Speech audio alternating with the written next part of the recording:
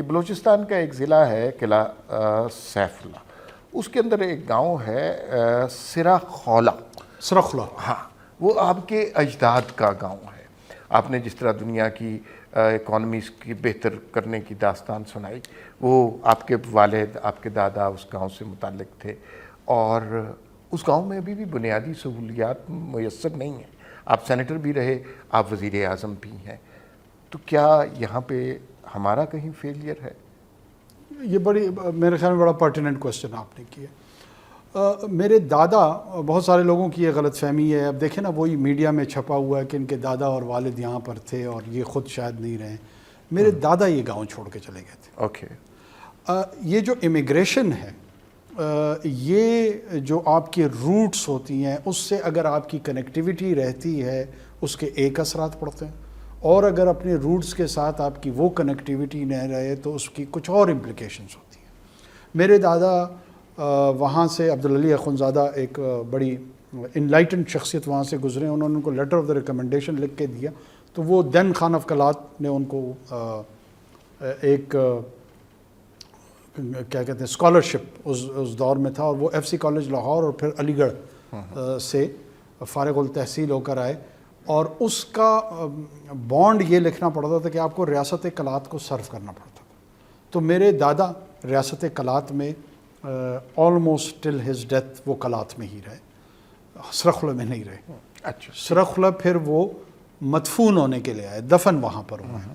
پھر میرے والد بھی وہ کلات ہائی اسکول سے پڑھے، وہ کسی کانوے ترزی کی اسکول سے نہیں پڑھے، داؤد ہائی اسکول جو کلات ہے وہاں سے وہ پڑھے. لیکن چونکہ میڈیا میں اس کو ایک انڈر ڈیولپمنٹ کو ایک سوال کے طور پہ ابھارنا تھا، تو بہت سارے لوگ جو ہیں نا اس کو بنیاد بنا کے مجھ پہ چیلنجنگ کوسچنز پوز کرنے کی کوشش کر رہے ہوتے ہیں. پاکستان میں یا بلوچستان میں بدقسمتی ہی یہی ہوئی ہے کہ ہمارا جو انٹائر ڈیولپمنٹ پلان تھا یا پیراڈائم تھا وہ اربن اورینٹڈ رہا ہے. ہم نے صوبائی خود مختاری کے نام پر بڑے بڑے چیمپئن پیدا کیے، اور ان چیمپئنز نے کوئٹہ تشکیل دیا، پشاور تشکیل دیا، لاہور تشکیل دیا، کراچی تشکیل دیا.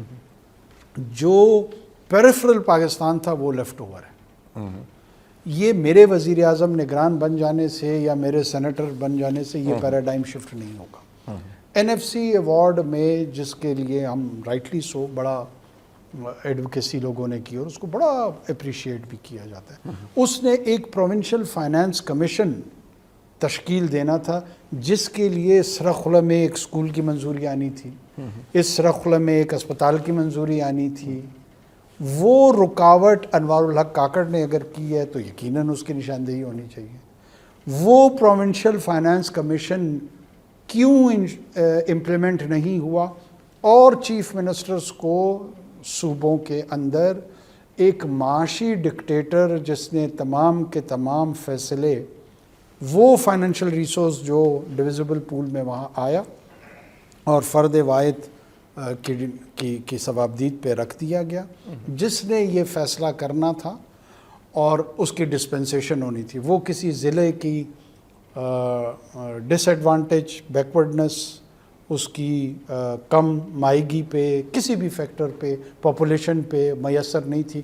وہ اس نظام کے اندر اس نئے سیاسی اور معاشی طور پہ جو ایک سب سے امپورٹنٹ فگر ہے chief minister of any province, اس کو عطا کر دی گئی. آپ دیکھ لیں کہ چیف منسٹر کسی بھی صوبے کا ہو، اس کے لیے کیا کیا نہیں کیا جاتا، کون کون سے جتن نہیں اپنائے جاتے. آپ کو پتہ ہے پاکستان میں وفاقی وزیر کوئی نہیں بننا چاہتا بلکہ صوبائی وزیر اعلیٰ بننا چاہتے.